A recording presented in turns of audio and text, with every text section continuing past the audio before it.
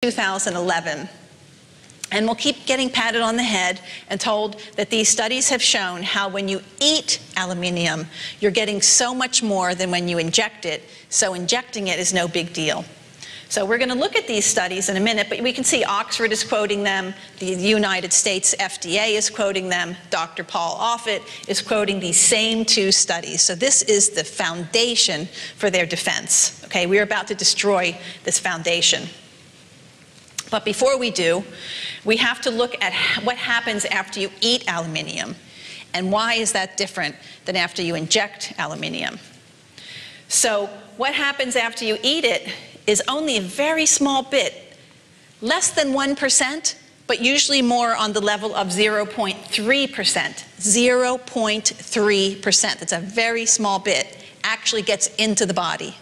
The rest of it comes out in the stool, okay? Then after it's in the body, some of it will stay. Very small percentage will stay in the body, and the rest of it will come out in the urine.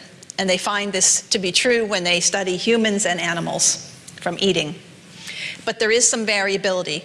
One thing you can be sure of when it comes to aluminium science is that you can't be sure of anything, except that it has been proven to be neurotoxic and to be dangerous to the immune system. As far as the variability in all of us, we're all different. Just like every vaccine doesn't work the same on all of us, aluminium will not have the same effect on all of us. But when you inject it through a needle into the muscle, something totally different happens. So here we have the needle, and they're putting in these nanoparticles. Remember I told you aluminium hydroxide, aluminium phosphate, and I've already talked about macrophages. That's one thing I'm going to keep repeating myself, so by the end, this is how I learn. I need to keep hearing things over different ways. So we have these macrophages that I already talked about time and again. Here we are, and macrophages come in and they eat this aluminium, and sometimes they explode. They eat themselves to death, as one of the most prominent aluminium scientists said. I believe it was Dr. Christopher Exley, who has written a lot about this. Says they eat themselves to death and they explode. And then what happens after that is more macrophages are called in to clean up the mess. So this is how it basically builds upon itself. So some of them will eat these will eat the nanoparticles of aluminium. Some of them will eat the antigen, either the disease particle, to make immunity. And I already showed you how it goes into the blood-brain barrier and through it into the brain. And so you have this disturbance that happens at the muscle. The immune system overreacts, and in the process of giving you immunity, also will carry this aluminium to different parts of the body. And so 100% of the aluminium remains in the body after injection, as opposed to 0.3% after you eat it, okay? Then what happens after the 100%, a little bit of that will come out in the urine, a little bit. Although with the babies, none came out in the urine. But over time, a little bit, somewhere between, they showed with the rabbits that with that high dose, that somewhere between 6 and 22% might come out over 28 days. But immediately, none of it comes out, and it just travels around the body. Small amount comes out into the urine. So you can see the big difference between eating something and injecting something. So when somebody tries to tell you that not to worry that there's formaldehyde in vaccines, it's totally different. You know, you have bile in your body also, but you don't want to inject that into a muscle. You would cause major problems. So how things get into the body makes a big difference as to what happens later.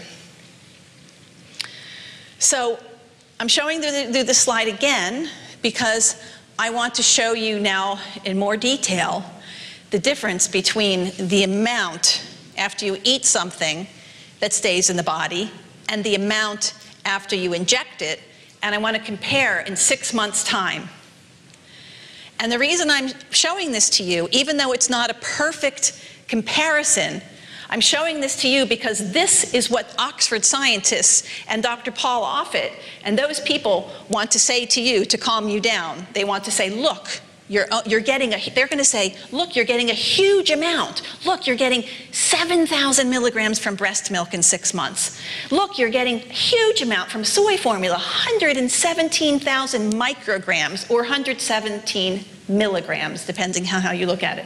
They're saying you're getting a huge amount in this food, so what are you complaining about if you're only getting this little bit in your injection? And now you know why. Because this part is only 0.3% absorbed, so you only end up with this amount after you eat or drink it. So for them to say to you, you shouldn't worry because look, they're going to keep saying, look at how much you're getting when you're eating. These babies are drinking huge amounts of aluminium. It's the third most common element in the Earth's crust, metal in the Earth's crust. And they'll keep saying these things, but they're leaving this part out. That in the Earth's crust, it's bound to silica. It's not available to cause chemical reactions in the body. But when you inject it with hydroxide or phosphate, it's a totally different animal than when you're eating aluminum silica or even aluminum hydroxide. Totally different. So let's look at what I told you Keith and Midkiss. I'm going to go through these fast because I think it might be a little boring for you, but I just want you to see the studies for yourself and how incredibly flawed they are to use as the excuse by Oxford and Dr. Paul Offit. And this is how you win an argument with aluminium, okay? They bring these studies out all the time. I see battles going on all the time, and these studies are brought out. So we have this magical line here called the minimal risk level. And this magical line was created by using some studies that looked at how animals eat aluminium and what's toxic, and by this one adult male who got one injection of a teeny, teeny, tiny amount into the vein, not into the muscle. So they used these to make this thing called minimum risk level. And then what they did in this analysis is they looked at a couple of the vaccines, but they left out pneumococcus, Haemophilus influenza B, both of which your babies are vaccinated for, and hepatitis A that our babies are vaccinated for. They left those out of the calculation. And then they said, look, this is how much you get in breast milk, this is how much you get in formula, this is how much each of your vaccines, your 2 months, your 4 months, your 6 months, blah, blah, blah, okay? And they said, and look, even when we add all of this together, we're barely not going through the minimum risk level, so you shouldn't worry. So you might want to know just how this minimum risk level was determined, because it was kind of like magic. Black magic. So the minimum risk level is what they want you to think of as the safe level of aluminium for human babies. Okay? They looked at this study where they had mice eating aluminium, and they looked at that one adult, which is completely different. You cannot look at an adult getting intravenous 0.7 micrograms and say that is the same as what you're doing to baby. You can't. So we can just tick that right off as justification for minimum risk level.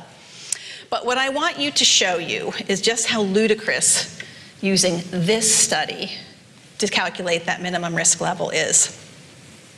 And also, before I do that, Dr. Keith, the study I just showed you, finally somebody came along and they said, hey, we've got two problems here. First off, is you didn't notice that those babies don't have normal kidney function. Babies, when they're born, do not have the same kidney function that we have. And so we have to calculate that into the minimum risk level, meaning how much you can have brought into the body. And they said, and by the way, you left out pneumococcal, Haemophilus influenza B, and hepatitis A. So this doctor came along later, Dr. Midkiss, and he said, I'll take care of this. Sit down, Dr. Keith. We'll do another analysis. What we're going to do is we're going to look at that kidney function, and we're going to look at all those vaccines, and you'll see pages and pages of fancy equations of how he made this calculation. And again, he magically showed that there's no problem. Not only is there no problem, but it's actually better than Dr. Keith reported. It's even less toxic than Dr. Keith reported. The only problem is he used that same study of the mice eating aluminium, and he used the same intravenous study. So we still don't have any study that looks at babies getting injected with aluminium to calculate the safety. We don't have that study. We're using animals, and we're using one adult male. So let's look at the animal study. that they use to determine what a safe level for eating actually is. Okay, normally a control means you don't give the drug to them, right? We can all agree on that. When you have a control, okay, when you're doing an experiment, if I want to do an experiment and say, I want to see if sunshine is problematic, I'm going to put half of you in the sunshine and I'm going to take you out of the sunshine, right? Or I might put you in a light that doesn't have ultraviolet, but I will not give you ultraviolet rays. Well, the equivalent of that would be that this control group would have had no aluminium. But that's not what the control group had. They gave the control group aluminium.